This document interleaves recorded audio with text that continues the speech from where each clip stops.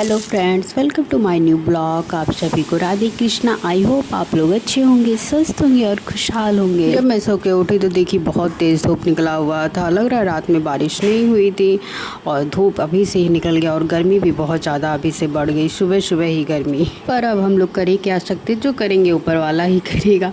मैं भी चली गई ब्रश करने, नहा धो के आ गई अपने लड्डू को जगाने। लड्डू को जगा कर फिर मैंने उन्हें स्नान कराया। स्नान कराने के बाद उनके शरीर को पोंछ कर मैंने कपड़े पहनाकर उनके सारे श्रृंगार कर दिए। फिर मैंने अपने लड्डू की पूजा अर्चना की। पूजा अर्चना के करने के बाद फिर मैं अपने लड्डू के लिए ले आई हूँ भोग के लिए लड्डू। मैं अपने लड्डू को लड्डू खिलाकर उन्हें पानी पिलाकर फिर मैं उन्हें कुछ देर ऐसे ही बैठे रहने देती हूँ और ख़ुद भी मैं चली जाती हूँ गर्म पानी पीने। गर्म पानी पीकर फिर आधे घंटे बाद भी मैं अपना नाश्ता भी कर लेती हूँ। आज नाश्ते में आलू का पराठा बना हुआ था तो मैंने आलू के पराठे के साथ दही और सॉस लिया। नाश्ता करने के बाद फिर दाल चावल करेला और आलू का भरता बना है। सबसे पहले मैं ले आई अपने लड्डू के लिए भोग। मैं अपने लड्डू का भोग पहले ठंडा कर लूँगी, फिर उन्हें अब मैं धीरे धीरे खिलाना शुरू करूँगी। लड्डू को भोजन कराते कराते बीच बीच में मैं उन्हें पानी पिलाती रहूँगी। पानी पिलाकर भोजन खिलाकर फिर मैं अपने लड्डू को कुछ देर ऐसे ही बैठे रहने देती हूँ। अब मैं खुद भी चली जाऊंगी लड्डू का जो मैंने भोग लगाया था उसको खाने। लड्डू का भोग खाने के बाद फिर सबको खाना देने के बाद मैं भी खाना खाने बैठ जाती हूँ क्योंकि थोड़ी मुझे आज भूख भी लगी हुई थी। खाना खाते खाते मैंने एक दो सीरियल भी देख लिया क्योंकि थोड़ा अपने दिमाग को फ्रेश करना भी तो ज़रूरी है, क्योंकि दोपहर में भी सीरियल देख नहीं पाती हूँ। थोड़ा मैं पढ़ने बैठ जाती हूँ और आराम करने, इसलिए नहीं देख पाती हूँ।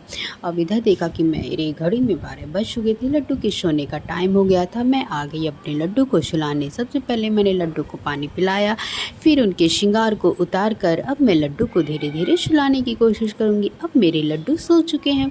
उसके बाद फिर मैं वही रोज़ की तरह चली जाऊंगी आराम करने और पढ़ने। शाम हो चुकी थी तो मैंने सोचा थोड़ा मैं चाय बना लेती हूँ। चाय के साथ आज मार्केट से आया हुआ था कुछ फ्रेंच फ्राई, तो हम लोगों ने उसे चाय के साथ खाया। अब मेरे लड्डू के उठने का टाइम हो गया। मैं अपने लड्डू को आ गई उठाने। लड्डू को उठाकर उनके मुंह को पोंछकर फिर मैंने जो श्रृंगार उनका उतारा हुआ था उसे मैं अब पहना दूंगी। फिर श्रृंगार पहनाने के बाद फिर मैं लड्डू के लिए ले आई भोग। भोग में था कच्चा नारियल, क्योंकि ये प्रसाद था मंदिर का, तो मैं सोची अपने लड्डू को भी प्रसाद खिला देती हूँ। तो मैंने अपने लड्डू को नारियल का भोग लगाकर उन्हें पानी भी पिला दिया। अब मैं खुद आ गई थोड़ा दीदी से वीडियो कॉलिंग बात करने, क्योंकि कल भी मैंने दीदी से बात नहीं किया था, तो मैंने सोचा आज वीडियो कॉल करके बाबू को भी थोड़ा देख लेती हूँ, उसकी शरारतों को भी।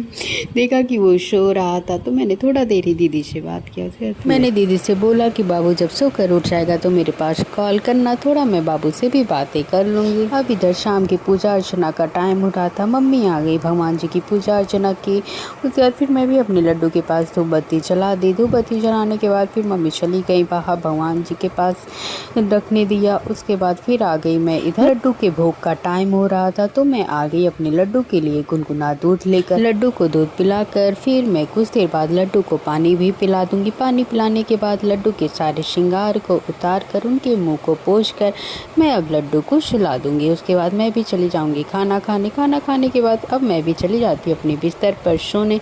आप सभी को अगर ये मेरा ब्लॉग अच्छा लगा तो प्लीज़ लाइक, सब्सक्राइब, शेयर और कमेंट करना मत भूलिएगा। आप सभी को राधे कृष्णा और शुभ रात्रि।